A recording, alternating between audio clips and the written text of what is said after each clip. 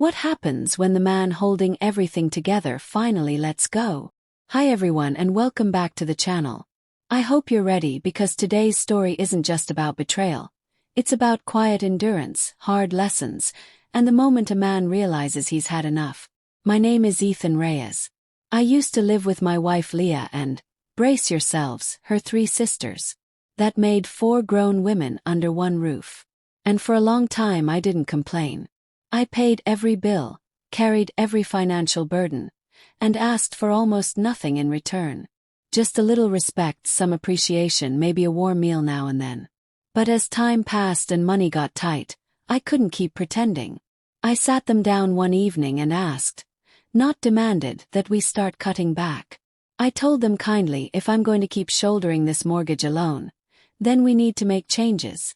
I thought I was being reasonable. Turns out reason had no place in that house anymore. That night when I came home from work, the locks had been changed. My clothes, shoes, and even my razor were dumped in boxes on the porch like I was some stranger who had overstayed his welcome. No warning. No argument. Just exile. That was the moment my entire perspective changed. I used to smile when I thought about how Leah and I met. It wasn't anything special. We bumped into each other at a mutual friend's barbecue. But there was an ease to it. We clicked instantly. She had this calm, grounded energy. And for nearly 2 years we became inseparable. She became my best friend. My world. When I proposed, there was no hesitation in her eyes. Just warmth. We didn't have a flashy wedding. Just a simple ceremony in a local park Leah adored.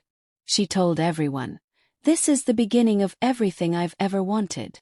But behind that simplicity, I already knew the weight of responsibility was coming. I was living in a tiny 1-bedroom at the time, not exactly ideal for building a future.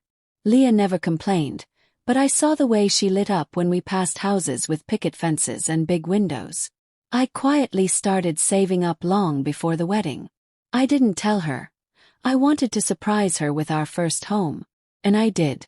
After we got married, I bought a cozy 3-bedroom house in a good neighborhood she'd once mentioned loving.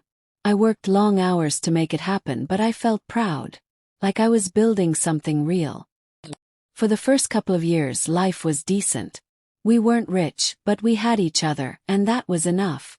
Then everything changed with one late-night phone call. Leah's parents had been in a fatal car crash. I'll never forget the sound she made when I gave her the news. It was like something broke inside her.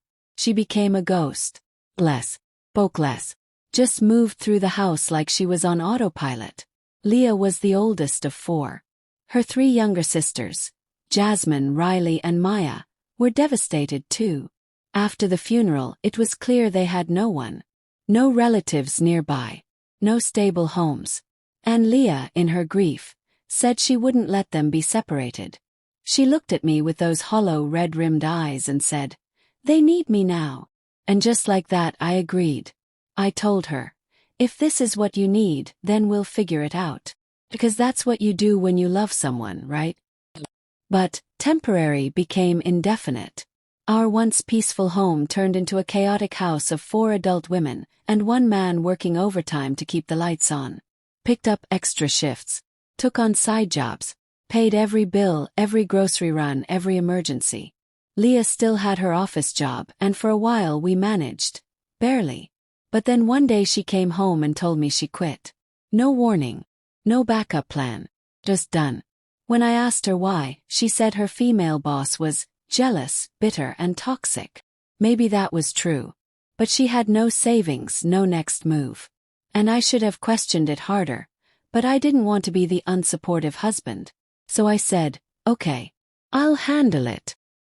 Only I didn't realize I'd be handling everything. Alone. Her sisters never worked. Not one of them lifted a finger. They scrolled TikTok for hours, ordered takeout like we had endless income, and somehow always had fresh nails and salon hair. Meanwhile, I was breaking my back just to stay afloat. No one thanked me. No one offered to help. Not once. And Leah. She didn't care. She never defended me or encouraged her sisters to pitch in.